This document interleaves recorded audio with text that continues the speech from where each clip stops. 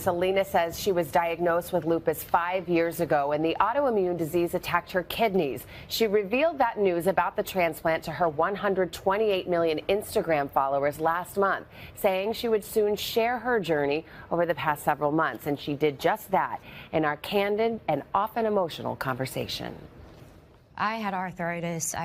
My kidneys were shutting down. My mentality was just to keep going. I didn't realize how much it was affecting my body. This past summer, Selena Gomez was gravely ill, weeks away from dialysis and in desperate need of a new kidney. She returned to the home she was sharing with her close friend, Francia Raísa. One day she came home and she was emotional. I hadn't asked anything. I knew that she hadn't been feeling well. She couldn't open a water bottle one day. And she chucked it and just started crying. And I said, "What's wrong?" And that's when she told me. And she goes, "I don't know what to do. The list is 7 to 10 years long." And it just vomited out of me. I was like, of course I'll get tested. Selena told Francia, an actress on the upcoming show Grownish, that Francia had too much happening in her life to even think about donating a kidney. You insisted. Yeah. I called her assistant and I said, "Give me the information. I want to do this." How are you feeling in that moment? She lived with me in this interesting time where my kidneys were just done. That was it. And I didn't want to ask a single person in my life. The thought of asking somebody to do that was really difficult for me. She volunteered and did it, and let alone somebody wanting to volunteer, it is incredibly difficult to find a match. The fact that she was a match, I mean, that's unbelievable. That's not real. Francia immediately began the process of having her blood and urine tested. She completed a physical and psychological evaluation. With our situation, because we were kind of an emergency situation, I did everything in like a day. And usually the process takes like 6 months. So it was really fast. It becomes surgery day. Tell me about how you were feeling and what happened. I wanted us to feel good. Yeah. So our friend came over and did cute little French braids for us. And we couldn't eat after midnight, so we stuffed our faces. I think I ordered like way too much food, yeah. But I had to go in first. And when I woke up, I just was really calm. Did you ever fear for your own health? Yeah, I did. I had to write a will, which was scary because there's no guarantee you'll wake up. And your family wasn't even sure when you told your mom. She was like, "What are you doing?" My mom didn't want to be there until I woke up. She loves Selena, and so she was torn. Before she was wheeled in, Francia asked to see her friend. She came in and held my hand, and she's like, "Are you good?" I was like, "Yeah, we're doing this." And then they give you Valium to calm you down. I don't remember anything else. Well, you did a little peace sign first, and then you went out. Selena went into surgery next. I remember waking up 2 hours after, and I saw my mom, I saw my stepdad, and I felt okay. I felt really good. I got to see you and tell you I love you, and then I went back to my room, and I started to attempt to fall asleep. And in the middle of that process, I started hyperventilating, and there was so much pain there. Doctors told Selena she'd have to go back into surgery. Her new kidney was turning around inside her body. My teeth were, I was like grinding, I was freaking out. It was a 6-hour surgery that they had to do on me, and the normal kidney process is actually 2 hours. Apparently one of the arteries had flipped. I'm very thankful that there are people who know what to do in that situation. What has recovery been like? What I wanted more than anything was that we were together, so I actually got a space for us to be in together. You know, you're on bed rest, you're allowed to walk an hour a day. You can't do any stairs or anything crazy. It was hard because you constantly needed to ask for help. Yeah. I think one of the most humbling experiences was needing help to like put on underwear. We couldn't take showers by ourselves. I mean, it was a really brutal process. Both Selena and Francia say it's their faith that guided them through this very emotional and private process. You feel that Francia saved your life? Because she did. That's it. I guess I got to the point where it was really kind of life or death. It's really hard to think about or even to swallow, especially now that as soon as I got the kidney transplant, my arthritis went away my lupus, there's about a 3 to 5% chance it'll ever come back. My blood pressure is better. My energy, my life has been better. A life-saving journey shared with the hope of helping others. I just really hope that we can help somebody. I really do. I don't think what we went through was easy. I don't think it was fun. And I hope that this inspires people to feel good, to know that there is really good people in the world. Oh my God. It's incredible Wow. to see these two in the relationship that they have. I mean, it feels like a sisterhood, and I was just blown away to hear them talk. They're very private. I think they feel like they don't really want to ever talk about this again. I don't know what the odds are to find a match in the general population, but to have that person living as your roommate? Living right under your roof. I mean, they are women of faith, and they don't think it's any accident. Selena had her whole family tested. Nobody's a match. She didn't even tell Francia what was happening until that moment, and she blurted it out. And then, of course, Francia said, I'll be tested. And lo and behold, she's a match. And there they go. And it's an incredible story of friendship. And the reason they're telling it is they want to raise awareness. I loved how when you asked her the question, and she said, when you said about saving your life, and she said, because she did. Yeah, she kind of put me in my place. Like, I don't say it. She's like, that's what happened. You hear that phrase all the time, but this was for real. Yeah, and Selena was really open about other things and how she dealt with her sickness. We think of this big star and what she was going through privately. She's a very honest and candid person, and we have a lot more on the show tomorrow with that part of the interview. Great interview, That's fabulous. That was great. Savannah, thank you very much. So now to more of our exclusive and emotional interview with Selena Gomez and her best friend and kidney donor, Francia Raísa. On Monday, they told us about the transplant that Selena told us saved her life. And this morning, she opens up like never before about what led to it, her 5-year battle with lupus. I would get fevers, headaches, I'd get fatigue, but I always just kept going. I kind of ignored it, to be honest, because it wasn't something that maybe I really wanted to accept. For years, Selena Gomez rarely stopped. The pop star making new music, appearing on red carpets, in commercials, and even movies. I don't think I made the right decisions because I didn't accept it, and that's extremely selfish and at the same time really just unnecessary. I'm not really proud of that. It sounds like you're being hard on yourself. To me, it seems like, weren't you just a young woman who wanted to just not have to be sick? Sure.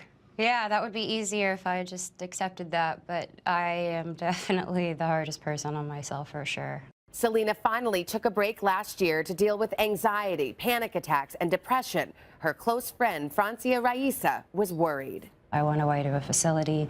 I took some time off. I needed to get my mind right, be healthy. I removed myself from everyone in my life. I went 6 months without speaking. Yeah, and just the fact that you have people in your life that can understand where you are, not judge you for it, not make you feel bad for it. It was a huge lesson of friendship for me and trust, because it's easy to, feel offended or want to be there. It's just they need to go through their own thing. I had everything, and I was absolutely broken inside. And I kept it all together enough to where I would never let you down, but I kept it too much together to where I let myself down. You feel like you got caught up in the business or fame or that kind of I stuff? definitely don't. No, I don't think I ever accepted the position I had. It was me almost feeling guilty about fame. Because people could see anyone in my position and just say, wow, they have it all figured out, they've got everything, they get to live this cool life. So privately, it's a whole different feeling. Yes, you're isolated, you're being looked at, you're being judged. I'm always trying to be nice, I want it to be great. Yeah. That's genuinely who I am deep down. But it just seemed pointless. That anxiety and the panic and some of those parts of it, that's part of lupus. That's part of the condition, isn't it? It is, because everything affects your body too. And I think that's a huge part of why I was feeling that way. I had a lot of fatigue. I wouldn't want to leave the bed a lot. Today, Selena is feeling better than she has in years, all thanks to Francia's healthy kidney. Francia, it takes a lot of courage to do what you did. Yeah. A lot. Where did that come from? The only answer I have is God, honestly. If I didn't have my relationship with God, I don't think I would have been able to. What I believe is that it does happen for a reason. I think a huge part of my discernment and my honesty and my truth has been because I've had a relationship with God. Both chose to share their health journey because they hope others will consider organ donation. Their story has already raised awareness about lupus. Lupus has been a misunderstood disorder. Very few people knew what it was. All of that has changed, and it's no exaggeration to say the reason awareness is so much better now than it was is because Selena has been brave enough to tell her story. Francia and Selena say they have no regrets. I don't want people to think it's a sad thing that I went through this with Francia or with anything in my life.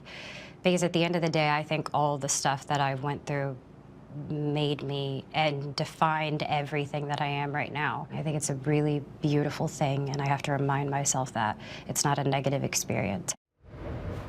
It's so interesting to hear her so introspective. She's very candid. I mean, you saw the speech at the award show. She wants to be open and upfront about what she went through, what she learned, and how she talked about how she feels she failed herself. And to hear her talk about her friendship and her faith and all those things, I mean, yeah, she's something special. But also have come to that realization at such a young age is going to help her so much going forward. Absolutely. Both Selena and Francia were young stars.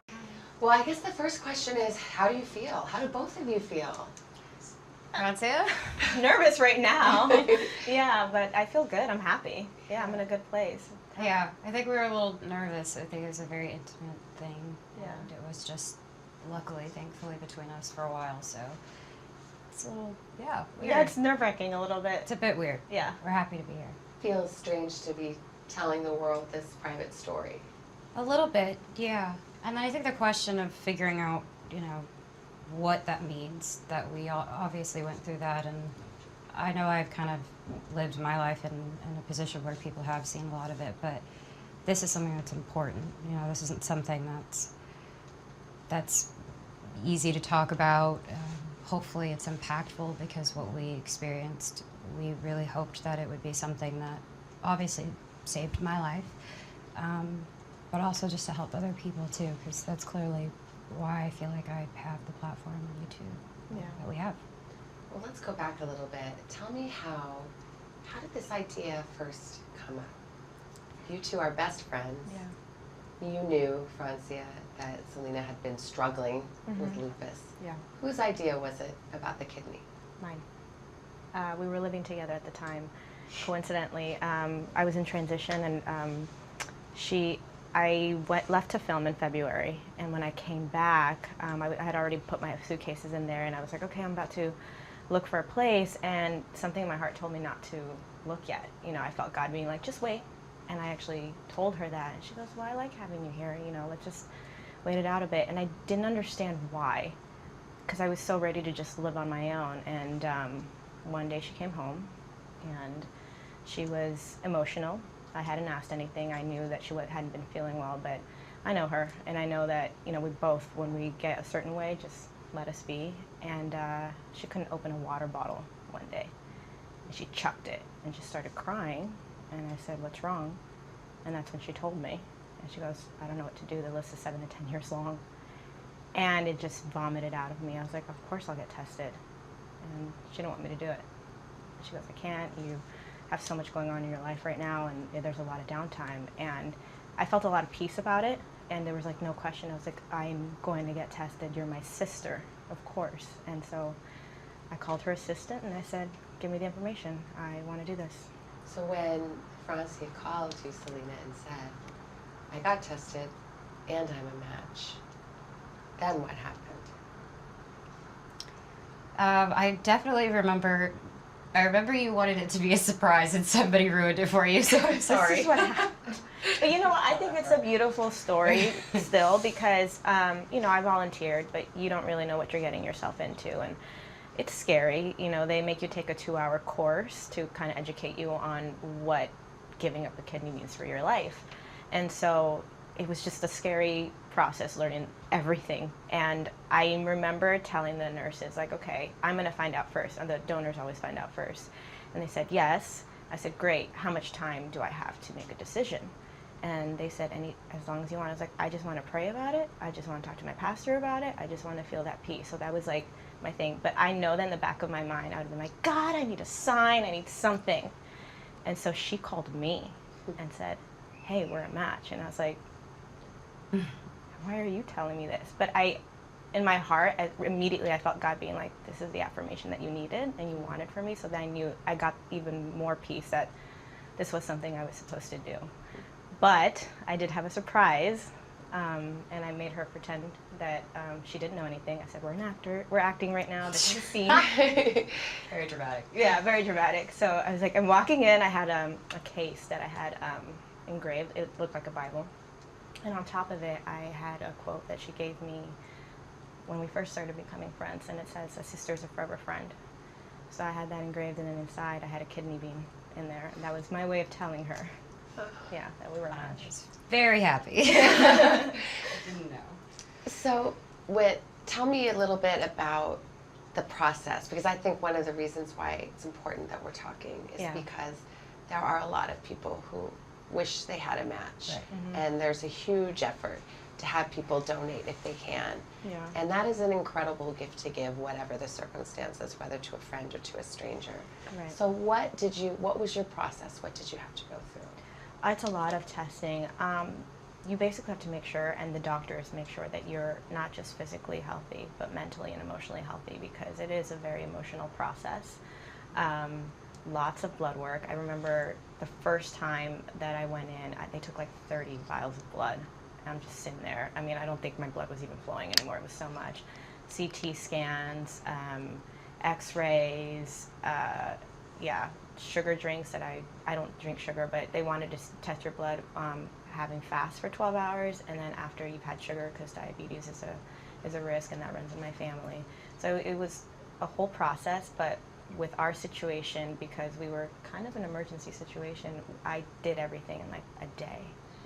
And usually the process takes like 6 months. You feel like, I mean, because people, you know, the notion of all of that private struggle and sadness is so in contrast to this beautiful, vibrant, successful superstar that the whole world saw. Yeah, maybe. But I'm also kind of honest with where I am. As much as I want to be, I'm willing to share what I want to share. But at the end of the day, I have the exact same pressure of everyday stuff. But I never viewed myself as that. I think that's when it gets dangerous. I never viewed myself as anything other than who I am. And I am very aware I have a platform. I've always tried my hardest to use that for positive, and in a way, that platform has saved me from myself a lot, because I wouldn't want anybody to experience what I've experienced. I wouldn't want anybody to hurt or understand or feel alone.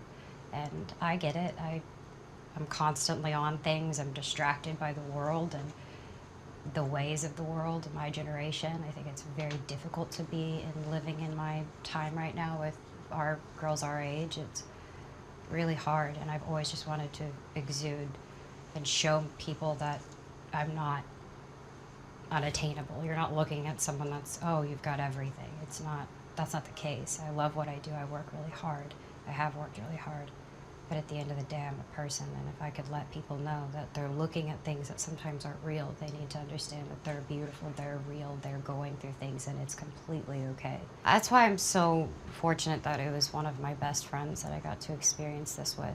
And we actually met somebody shortly after that you're close with who had a transplant too, and then you just have this whole new perspective on people that go through something. A stranger giving somebody else a kidney is even amplified, because there are people who are so good that they want to help somebody, and that's so beautiful and rare, and people need things. Nobody's aware of half the things that doctors and, you know, lupus or cancer or, you know, a kidney transplant, an organ, heart transplant, all these things. I don't think people are aware of how much that's a need. And there are simple things you can do, like even just donating blood, or maybe just being aware, talking about it, putting on your license and accepting maybe I do want to be a donor.